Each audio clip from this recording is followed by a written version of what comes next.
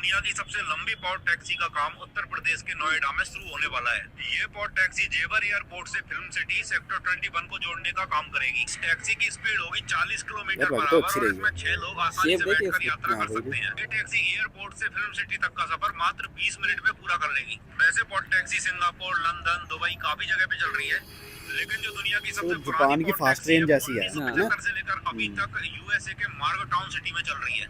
In cities में successful होने के बाद इस प्रोजेक्ट को अब भारत में लाया गया है और इस प्रोजेक्ट के तहत भारत में 690 पॉड टैक्सियां चलाई जाएंगी।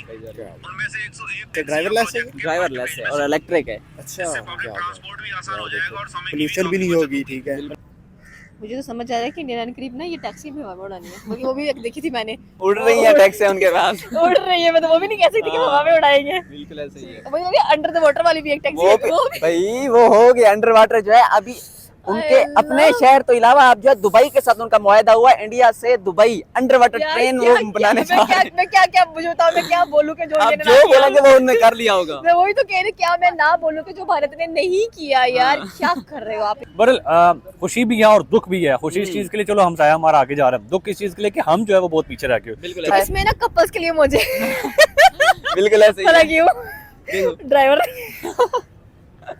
ड्राइवर के बगैर बेनिफिट है यार, इंडिया के कपल्स के लिए डेफिनेटली बेनिफिट है। इस तरह क्लोज बड़ी वीआईपी है ना, क्लोज्ड वीआईपी। ट्रांसपोर्ट भी आपको मिल रही है और ठीक है, पोल्यूशन भी नहीं होगी, आपको बड़ी फ्री एंड फेयर चलेगी। उसका अलग रूट है ना, उसकी वजह से ट्रैफिक जैम होगी। तो मतलब जैसे भाई ने कहा कि जी हमें कोई अच्छा मिल ही नहीं रहा, हम ब्लेम गेम से ही नहीं निकल रहे, हम एक दूसरे के गिरेबान खींची जा रहे हैं। और but India definitely is growing very fast and दुनिया के सबसे बड़े इलेक्शंस भी राइट नाउ भारत में होने जा रहे हैं। तो आई होप से कि BJP gonna once again rule the country और मजा आएगा नरेंद्र मोदी की एक बार और हुकूमत देगा। मुझे लगता है तब तो भारत ही रुकेगा ऊपर। हमारे पास ऑरेंज ट्रेन है, हमारे पास मेट्रो है, मेट्रो भी हमारी खसारे में जा रही है, बिकॉज़ अगर आप उनके एम्प्लॉइज की बात करें तो वो प्रॉपर सैलरीज नहीं मिल रही होती है, वो रूलर होते हैं, वो रो रहे होते हैं, एक छुट्टी करते हैं 6000 काट ली जाता है। ये कहाँ का इंसाफ है भाई। रेलवे की तरह बिल्कुल सर, इसका एक अलग रूट होगा। जिस तरह मतलब बिजी रोड्स के ऊपर मेट्रो है या फिर ऑरेंज लाइन ट्रेन है, मतलब बिजी रोड्स के ऊपर एक अलग रूट होगा और जो है पैसेंजर्स के लिए भी आसानी होगी। मतलब जो है अगर उनको जल्दी कहीं जाना है तो वो एक अलग रूट से उनको, क्योंकि रश वगैरह में नहीं फंस सकते, तो इजीली वो जो है पहुंच सकते हैं। कितने बंदे बैठ सकते हैं? 6 बंदे एक टैक्सी में। 6 बंदे एक टैक्सी में, सर जबरदस्त है। एसी से है हाँ, एसी भी है, इलेक्ट्रिक है, उसके बाद सोलर सिस्टम भी है। इसमें 2 फीचर्स हैं, इलेक्ट्रिक और सोलर सिस्टम। यार अनबिलीवेबल है कि इंडिया कैसे जो है वो हर दिन कोई ना कोई उसकी ना हमें अचीवमेंट्स देखने को मिलती हैं। बिल्कुल ऐसे ही है और इसका credit at the and back and पे जो है वो मोदी साहब को ही जाता है। और मोदी साहब भाई मानने वाली बात है, मोदी साहब इस टाइम बहुत जो है स्पीड से अपनी मुल्क को जो है वो तरक्की दे रहे हैं। बिल्कुल ऐसे ही है। काश के हमारे मुल्क में भी कोई इस तरह का प्रेसिडेंट आए जो कि हमें भी इस तरह की तरक्की देखने को मिले। हम तो वही पुरानी ट्रेनों को पॉलिश कर करके चलाई जा रहे हैं वही पुरानी ट्रेनों को, और वही उनके रेलवे हैं, रेलवे भी नहीं हमारे ठीक होते। बहरहाल इंडिया जो है इस time top of the world जा रहा है और यहाँ तक हम कह सकते हैं कि मे बी आने वाले वक्त में सुपर पावर बन जाए। सर क्या कहेंगे, ये जो पोर्ट टैक्सी का प्रोजेक्ट लॉन्च होने जा रहा है कैसी लगी? उसके अलावा इसके फीचर जो है 810 करोड़ का ये प्रोजेक्ट लॉन्च होने जा रहा है इंडिया में सितंबर 2024 में।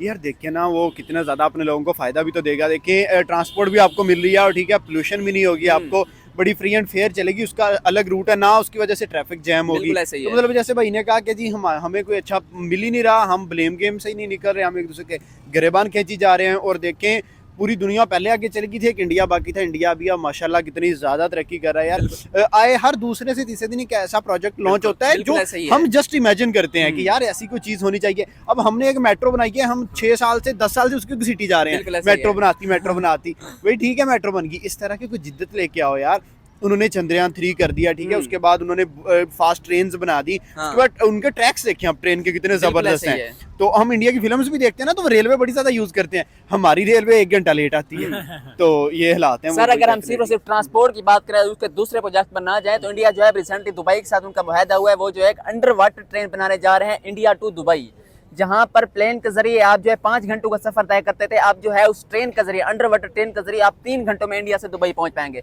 उसके साथ जो है उन्होंने एक सी ब्रिज बनाई है, दुनिया की सबसे लार्जेस्ट सी ब्रिज, अटल C2, मतलब वो इतनी बड़ी है कि पूरी दुनिया में उस जैसे सी ब्रिज नहीं है।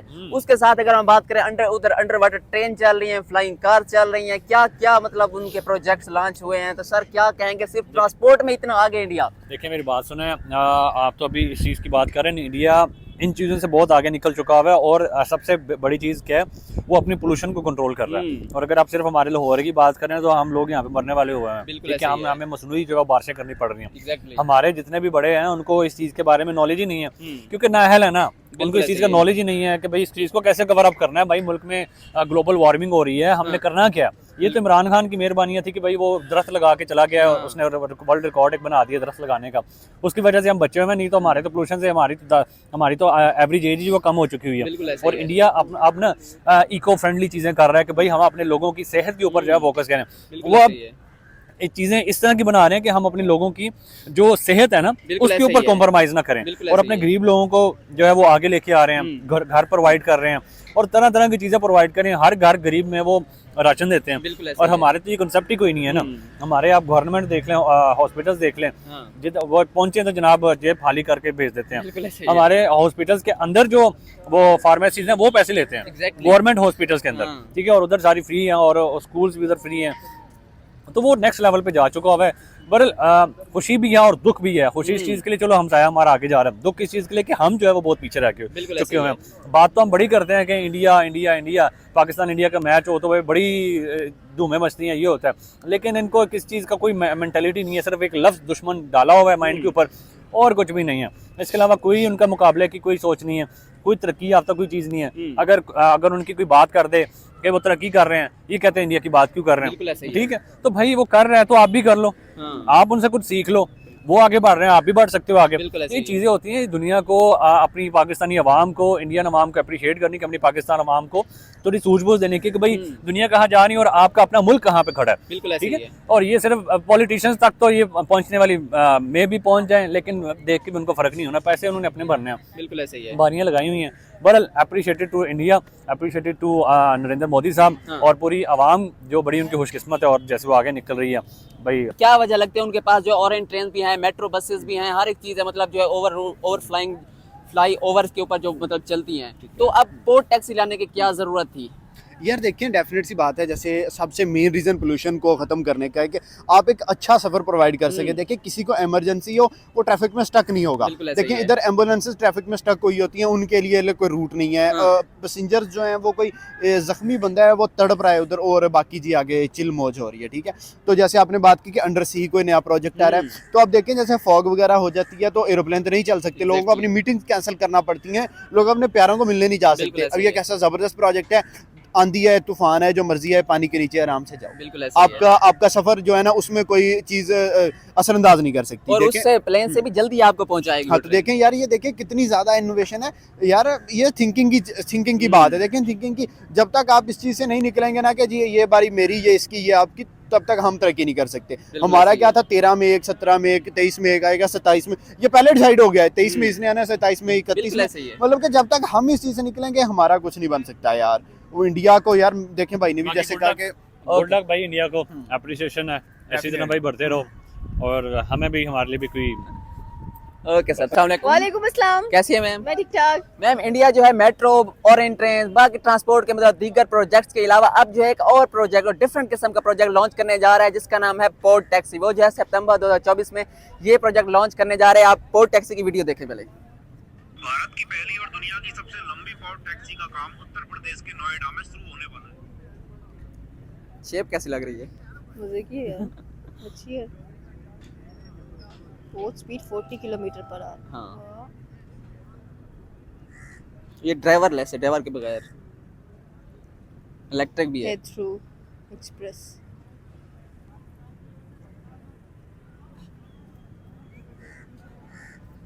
मुझे तो समझ आ रहा है कि इंडियन करीब ना ये टैक्सी भी हवा में उड़ानी है, क्योंकि वो भी एक देखी थी मैंने, उड़ रही है टैक्सी उनके पास। उड़ रही है, मतलब वो भी नहीं कह सकती कि हवा में उड़ाएंगे। बिल्कुल ऐसे ही है। वही होगी अंडर द वाटर वाली भी एक टैक्सी है, वो भी भाई वो हो गया अंडर वाटर जो है अभी उनके अपने शहर तो इलावा आप जो है दुबई के साथ उनका मुआहदा हुआ है, इंडिया से दुबई अंडर वाटर ट्रेन वो बनाने जा रहे हैं। मैं क्या मुझे बताओ, मैं क्या बोलूं कि जो आप जो बोलेंगे वो उन्होंने कर लिया होगा। मैं वही तो कह रही, क्या मैं ना बोलूं कि जो भारत ने नहीं किया यार। क्या कर रहे हो आप, इतना अच्छा इंफ्रास्ट्रक्चर, इतनी अच्छी ट्रांसपोर्टेशन की फैसिलिटीज, कमाल है। जिस तरह से ये पोर्ट टैक्सी दिखाई गई है विदाउट अ ड्राइवर, मतलब ऑटोमेटिक है, कमाल है यार। ऑसम, मतलब कि अपने लोगों को इतना फैसिलिटेट करना, इट्स वेरी गुड। एंड किसी को जो किराया होगा वो भी बड़ा मुनासिब सा होगा, बहुत ही मुनासिब है। सिर्फ पोर्स के लिए, मतलब उनके लिए अफोर्डेबल है, दूसरे लोगों के लिए अफोर्डेबल, हर एक बंदा इस पे सफर कर सकता है। उसके अलावा बहुत ज्यादा कंफर्टेबल है, सिर्फ 6 पैसेंजर इसमें सफर कर सकते हैं। और इंडिया जो है पहले इस प्रोजेक्ट में जो 690 पोर्ट टैक्सियां चलाने जा रहा है। इसमें ना कपल्स के लिए मुझे बिल्कुल ऐसे ही है। क्यों ड्राइवर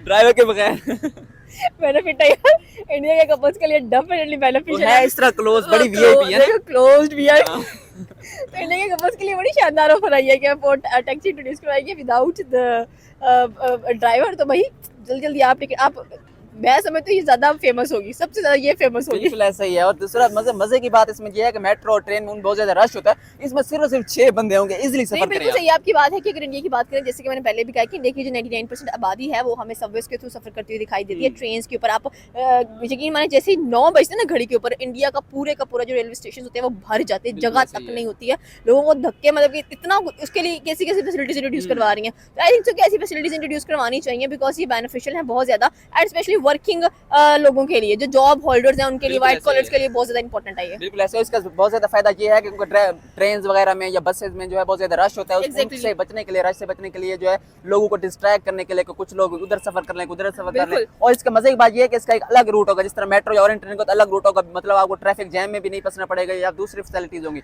690 टैक्सी इंडिया चलाने जा रहा है, उसके साथ जो इस प्रोजेक्ट की लागत है वो है 810 करोड़। देखिए इंडिया जितना भी इन्वेस्ट करता है अपने प्रोजेक्ट्स के ऊपर वो डेफिनेटली बेनिफिशियल होते हैं, जितना वो इन्वेस्ट करते हैं उससे दुगना वो कमा लेते हैं, उससे ये सबसे बड़ी बात होती है। ठीक है, इंडियन राइडर जितने भी प्रोजेक्ट्स लॉन्च किए हैं, मेरे अभी आप देखें कि वो जो एप्पल स्टोर है इंडिया के अंदर, मैंने पिछले साल पढ़ा था कि उनके जो एम्प्लॉयज, उनकी जो सैलरी है वो 1 लाख से अबव है।